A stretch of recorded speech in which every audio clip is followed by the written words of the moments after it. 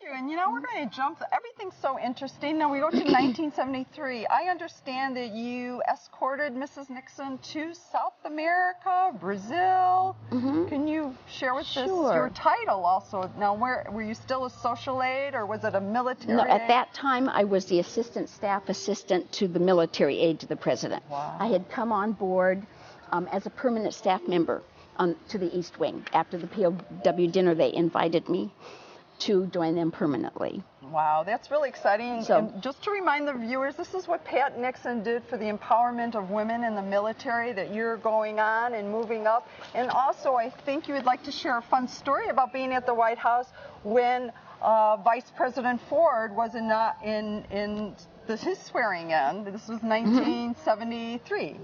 Would you like me to talk about that first? Okay. Okay.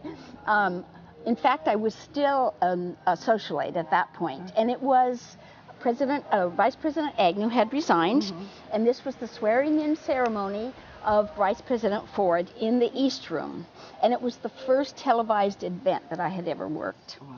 And my job was to seat the first 2 rows in the audience in protocol order.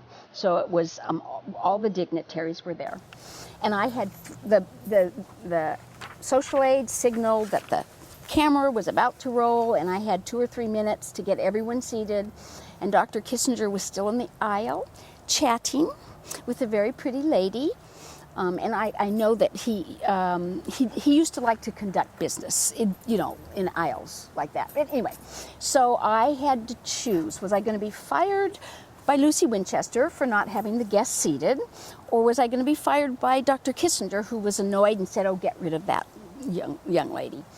So I walked down the aisle, I grabbed his arm, and he was about from there to here, and I gently but forcibly tugged him and put him in his chair. And so I thought, okay, I'm fired no matter what. My goose is cooked.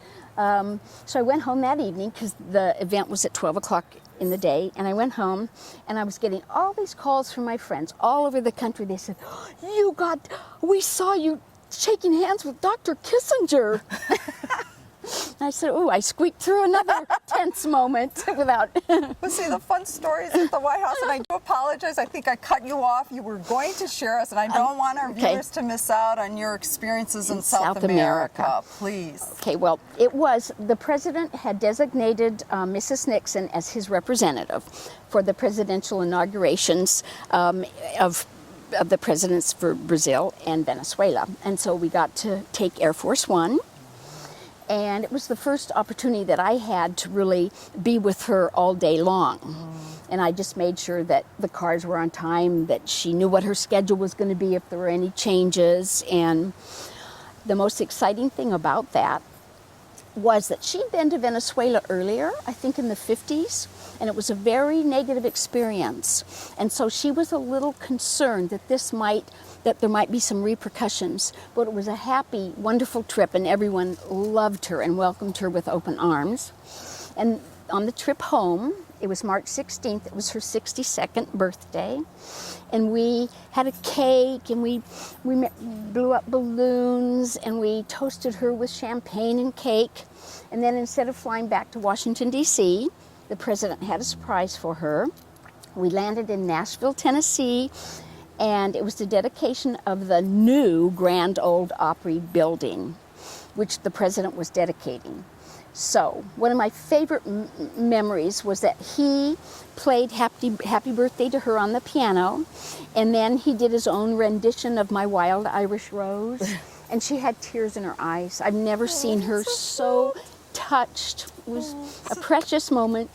So the tender moments, and I love that, but I also want to hear from you firsthand what it was like when you very first met President Nixon, and I heard that he shook your hand too. What was that like? Yeah, I was. It was my very first, my very first official function at the White House, and the receiving line was here in the East Room, and I was what they call the pull-off aide.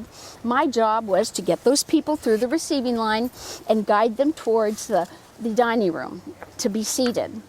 And so when everyone gone through the receiving line, it was my job to walk down the Grand Hall and then stand at the door and make sure that everyone was seated, and then I was supposed to signal the aide who would tell the president he could come in. So I turned around. After everyone was seated, I turned around, and lo and behold, there was President Nixon. I mean, from here to there. And I was so surprised that I put out my hand and said, "Oh," and he shook my hand. Okay, can you show me now? I'm getting Mrs. Nixon's handshake, and now President Nixon. I know, Did he go like this too? No, but he has that lovely way, and he just looked into my eyes with a twinkle. I'm sure he knew that I was making a terrible mistake, but he was so discreet and so gracious that he wasn't going to say anything. So he shook my hand, and I learned later that the rest of the social aides that were there that night took bets on how long it would take for me to be fired. It was a very inappropriate way to shake the president's hands. But I was special, and no one else had done that. That's nice. And I heard Commander Christopher, since President Nixon, a president shook her hand, she hasn't washed her hand since. That's right. That's why I'm holding it. So really exciting. How many viewers out there can say that they shook the hand of a president or a first lady? And for the fact that Commander Christopher Holliday did attend a special summit and visit to the Soviet Union with President and Mrs. Nixon. Now, this is very interesting because you don't get to hear these wonderful little intricacies that are involved in the first family and what they go through. So can you share with us now when you went to the Soviet Union for the summit with Mr. Brezhnev and what went on for the state dinner? It was the state dinner that right. I had the good fortune of going to Russia with them because the social secretary traditionally did not travel overseas. They stayed home and watched the home front, so to speak. So I went along, and it was my job to organize the reciprocal state dinner that the Nixons had the night after the dinner in the Kremlin. So we knew that we were going to have filet of beef because the Russians loved beef because they didn't have it in their country then. So we knew that that was going to be flown over especially. But it was my job to go find fresh fruits and vegetables and other side kinds of things, and look for fresh flowers for the centerpieces, and in fact find 200 chairs that people could sit on that weren't too rickety. And the dinner was held at the U.S. Ambassador's home in Moscow, which was big enough to hold a state dinner. Can you imagine that?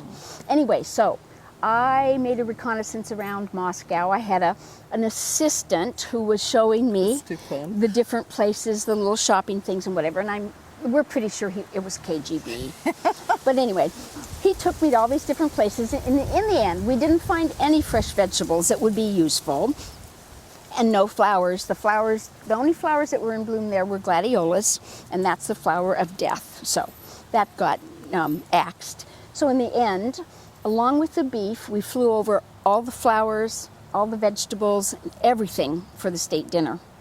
It's amazing. Sometimes you don't realize what's involved in a state dinner and the procedures, and to know what great food we have in the United States of America. Absolutely. So that's fun. And to completely to indicate to me how Pat Nixon, again, empowered women to do so many different things. Here you are as a military or a social aide all the way in the Soviet Union, thanks to Patricia Ryan Nixon and having that vision, if you will, for us women of America.